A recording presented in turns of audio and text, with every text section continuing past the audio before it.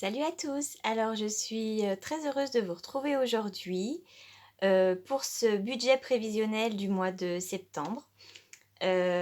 Pour ceux qui me suivent, ça fait 2 mois que je n'ai pas fait de vidéo parce que de début juillet, j'ai eu un petit bébé.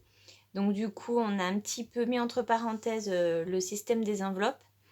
On l'a suivi dans les grandes lignes, mais on a été quand même moins rigoureux qu'au début. Donc, pour vous faire un petit résumé, nous, ça fait 4 mois qu'on fait les enveloppes budgétaires et le suivi de notre budget plus rigoureusement. Donc, voilà, ce que je vous disais, c'est que voilà, mai, juin, ça a été très positif. On a fait de belles économies.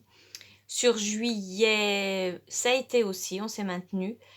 Sur le mois d'août, ça a été un petit peu plus compliqué. Enfin, compliqué, non. Mais voilà, on a fait un suivi un peu plus approximatif. Voilà, donc là, septembre, nouvelle rentrée scolaire, on reprend tout ça sérieusement. Donc moi, actuellement, je suis en congé maternité jusqu'au mois de novembre. J'envisage aussi de prendre un congé parental. Donc voilà, qui dit congé parental dit forcément perte de salaire.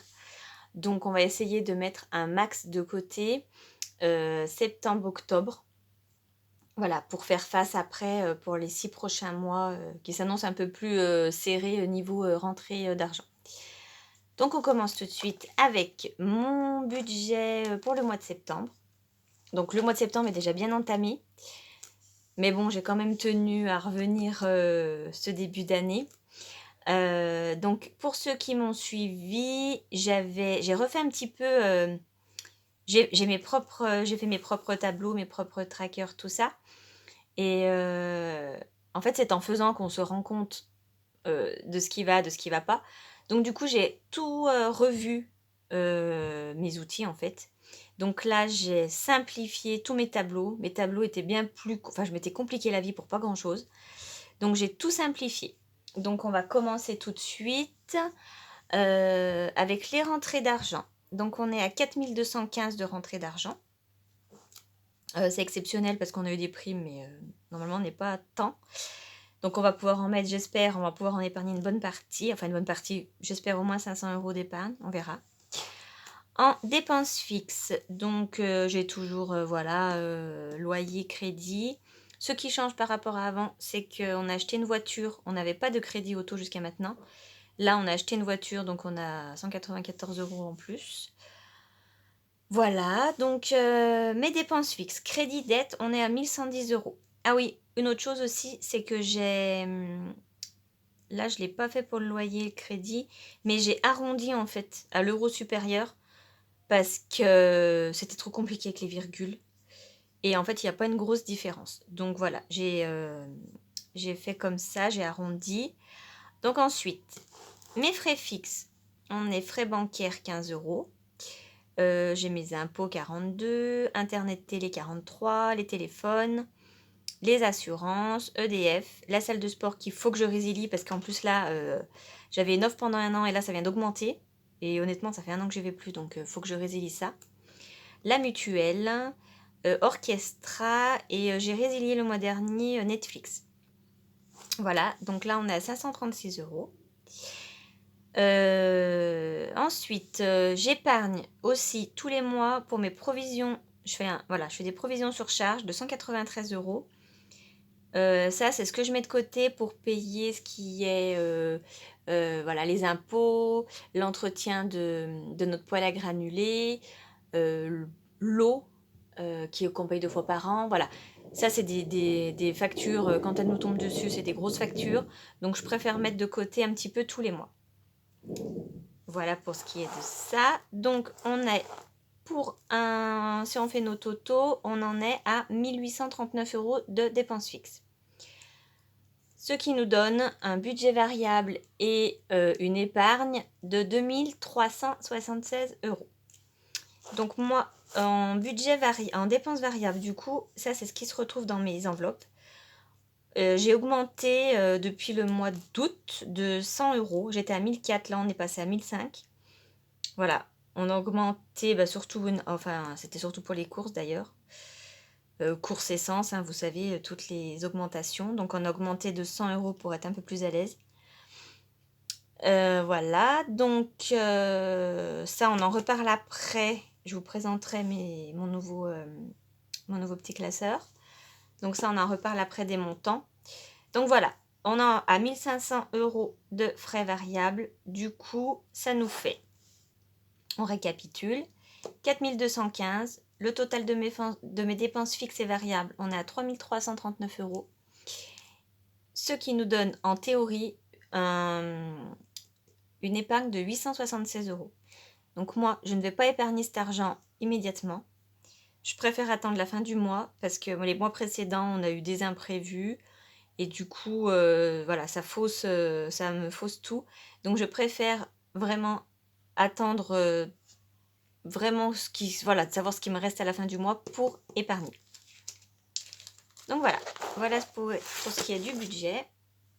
Maintenant, on va passer à mon petit classeur mensuel d'enveloppe. Donc là, je n'ai pas changé grand-chose. J'ai simplement refait des intercalaires, des petits trackers. J'ai rien changé dans mes catégories. Celles que j'ai fait dès le départ me conviennent toujours. Donc voilà, donc là, pour les courses qui est en virtuel, je suis à 720 euros pour le mois. L'essence, je suis à 280 euros pour le mois, en virtuel également. En resto, on est à 80. Donc là, j'ai fait mon remplissage déjà. Voilà, on est à 80. Boulangerie, on est à 20. Ah oui, et je vous ai pas dit, c'est qu'en fait, on a commencé notre mois de septembre avec une semaine blanche en fait. Donc, parce que j'ai remarqué qu'on avait plus tendance à dépenser, voilà, dès qu'on a eu nos salaires, on a plus tendance à se lâcher en fait. Donc voilà, on va commencer tous nos mois par une semaine blanche. C'est pour ça que voilà, toutes mes enveloppes sont encore pleines. Enfin, presque toutes les enveloppes sont encore pleines. Donc boulangerie 20 euros. Santé, on est à 70. Donc ça c'est pour ce qui est pharmacie uniquement, pas pour payer le médecin. Hein. Parce que voilà, le médecin on est presque intégralement remboursé entre la sécu et la mutuelle, donc moi je n'y compte pas là-dedans. Là c'est juste pour la petite pharmacie. En beauté, je suis à 60. En shopping, on est à 100 pour le mois. Pour la maison, 50.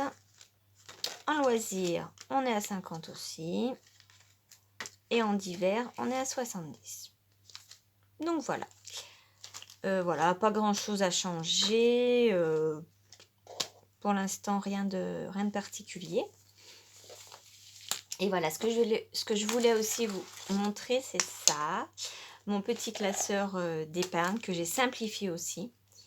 Donc là, en fait, c'est pour le suivi de mes épargnes. Donc là, je me suis fait un petit tracker pour mon fonds de secours. Donc ça, c'est tout du virtuel, mais j'aime bien avoir un petit visu là-dessus. Donc mon fonds de secours, mon entretien voiture, et je les ai classés quand même par ordre d'importance. Donc fonds de secours, entretien voiture, ça, on a déjà 300, mais je voudrais 500 parce que c'est pour payer nos pneus hiver. Donc ça, il faut que ce soit fait assez rapidement.